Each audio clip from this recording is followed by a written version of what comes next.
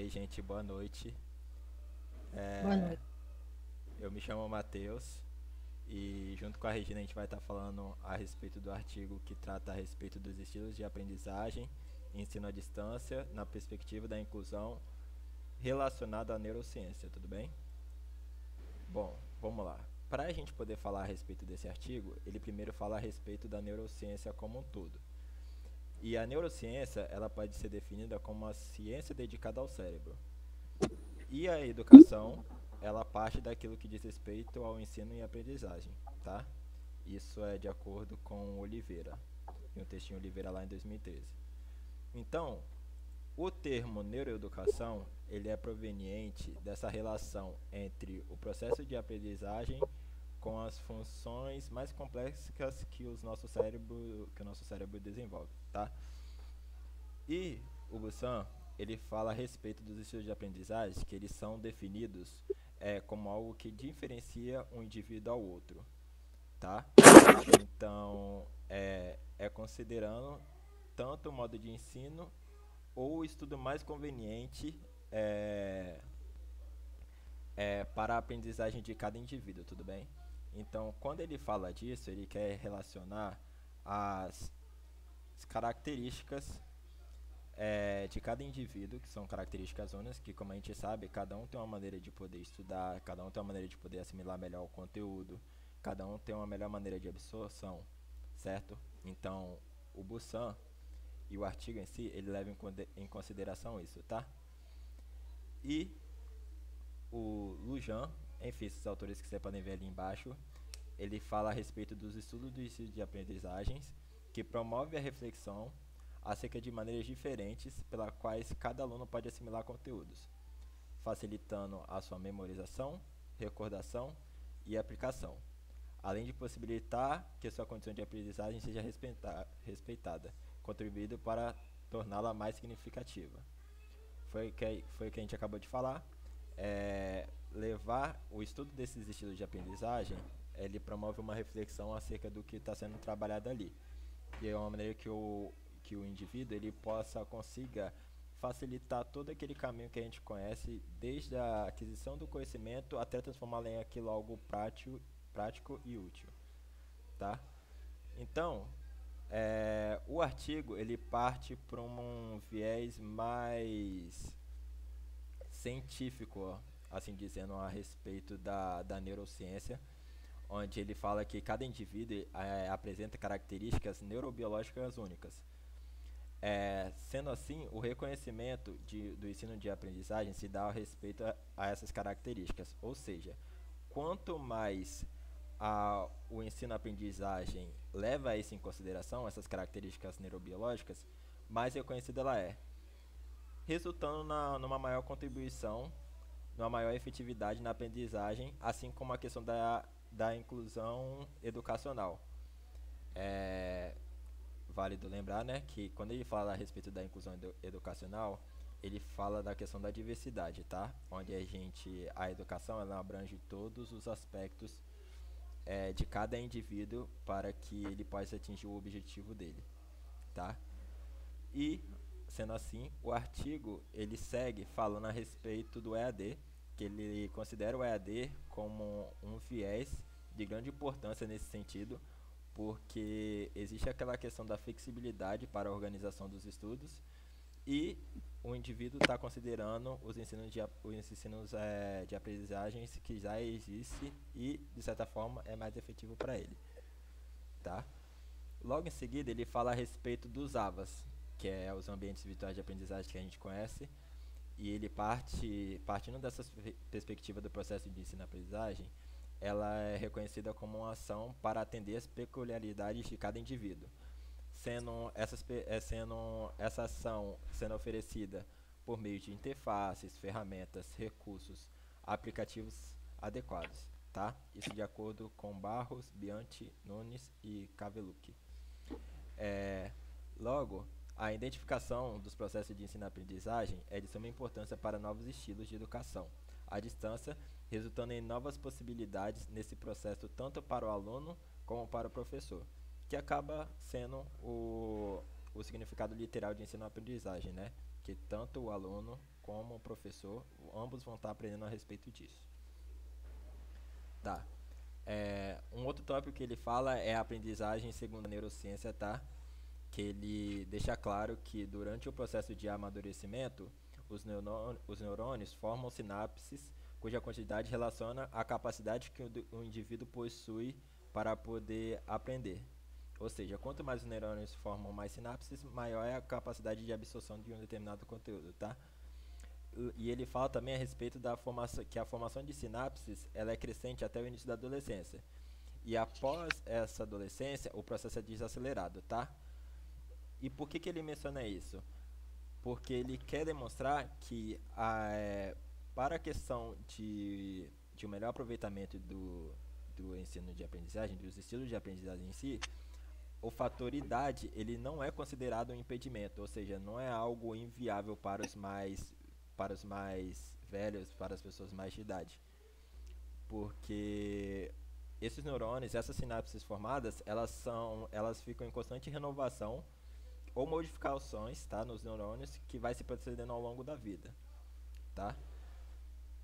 E o Gardner, ele afirma que, em sua visão sobre inteligências múltiplas, uma educação que considera a diferença entre os indivíduos é de suma importância para que seja alcançada a eficácia da aprendizagem desejada, pois ao serem respeitadas as singularidades que afetam a cada indivíduo, este mesmo indivíduo pode expandir o potencial que possui, tanto intelectualmente quanto socialmente, tá? E logo a seguir ele fala que na aprendizagem ocorre a retenção de uma dada informação, que pode ser recuperada no momento que for necessária para o indivíduo, tá? Pelo mecanismo de memória que, de acordo com a OMS em 2004, possui a função específica de registro e armazenamento de informações e sua recuperação quando necessárias. No próximo tópico que nos dá, ele fala dos estilos de aprendizagem e sua contribuição para o processo educativo. Então, ele nos diz que o estilo de aprendizagem ele pode ser definido como uma maneira singular e diferenciada utilizada por um indivíduo para aprender e lembrar-se do que aprendeu. Então, segundo Biggs, em 2015, estudos revelaram que a maioria dos alunos é capaz de realizar adaptações de estilo de aprendizagem quando determinada situação de aprendizagem requerida. E ao longo do tempo foram desenvolvidos vários instrumentos que visam verificar como as pessoas aprendem, ou seja, o seu estilo de aprendizagem.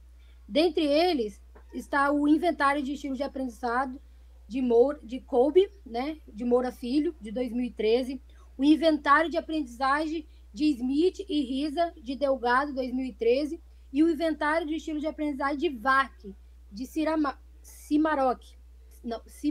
Simaracon, em 2013.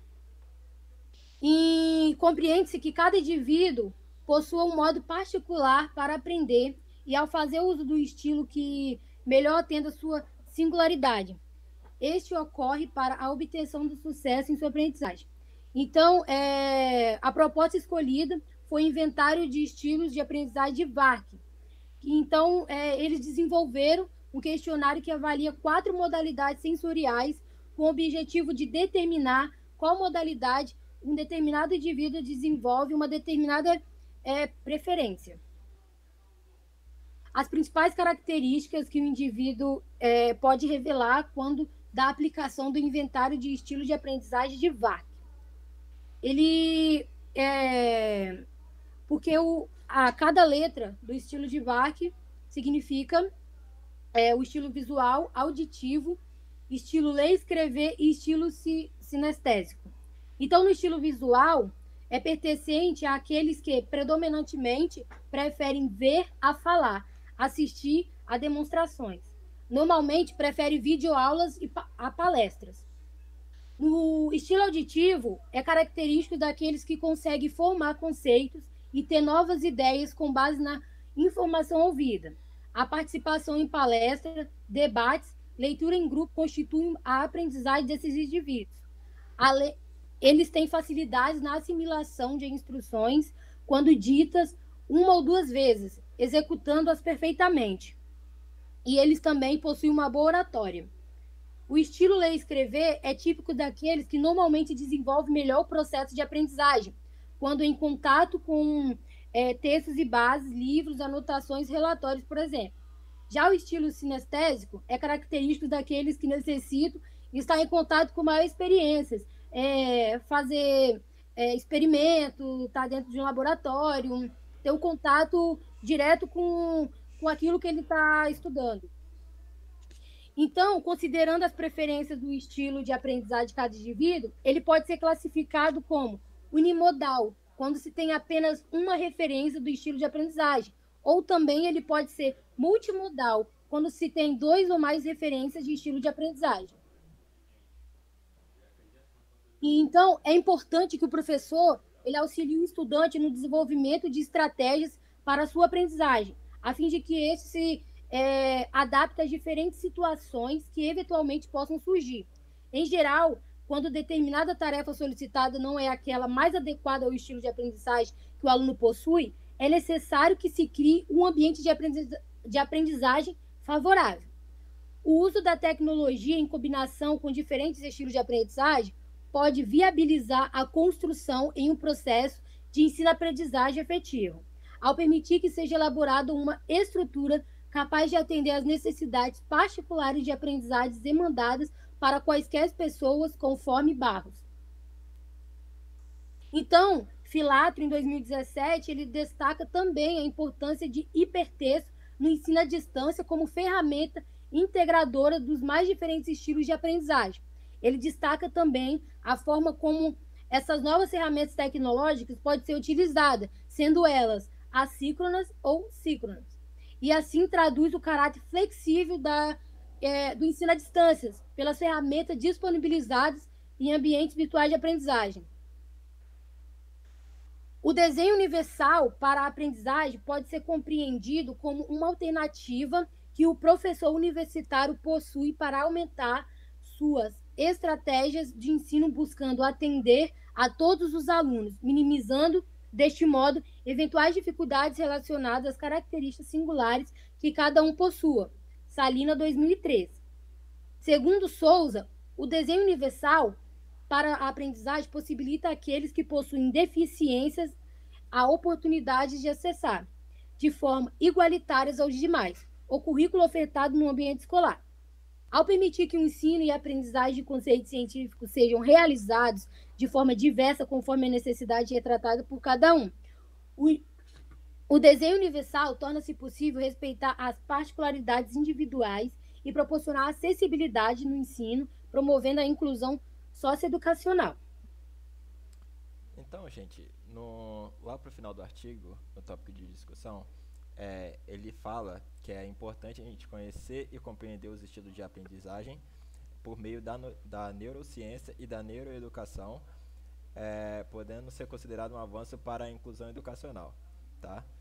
E contribuir também para uma melhor acessibilidade, que é o que a gente quer, né? Uma educação que seja acessível para todos e seja efetiva para todos aqueles que estão ali, certo?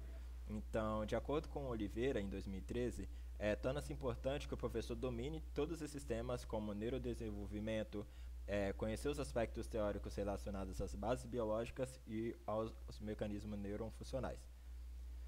Então, com isso, reconhecer os diferentes estilos de aprendizagem constitui uma tarefa muito relevante, pois a ação poderá contribuir, né, para o fortalecimento da inclusão educacional em nossa sociedade quando integrada ao uso de tecnologias no processo de ensino-aprendizagem. Então, pode concluir que, diante ao exposto dessa pesquisa, constatou que o inventário de estilos de aprendizagem de Vark, por utilizar o parâmetro de mensurar qual função sensorial o indivíduo utiliza predominantemente para aprender, é um meio importante para aumentar a capacidade de aprendizagem desse aluno. Então, gente, o que o artigo ele quer trazer para a gente? Como todo artigo ele menciona, ele quer relacionar os estilos de ensino-aprendizagem, tá? Relacionado à neurociência, ou seja, trazendo a esse nível científico relacionando tanto as nossas funções sensoriais, que a gente conhece, como cada um conhece, como consegue absorver melhores os conteúdos, enfim, todos os objetos de estudos que a gente tem, seja ele vendo, ouvindo ou fazendo, que nós conhecemos também, principalmente, um bom exemplo são as aulas experimentais do IFES, de cada disciplina que a gente tem. Então, ele traz essa questão do estudo, mas traz com enfoque no ensino à distância, tá? E ele fala como é que é importante a gente trabalhar nesse aspecto para que a educação à distância ela abranja todos os indivíduos, independente das dificuldades, independente das limitações de cada um, trabalhando de acordo com cada aspecto de cada pessoa que está ali, tá? O nosso artigo foi esse, tá? Se vocês quiserem entender um pouco mais a respeito de uma maneira mais aprofundada, vai estar lá no AVA, que o professor disponibilizou o link, tudo bem? Então, é só isso e muito obrigado.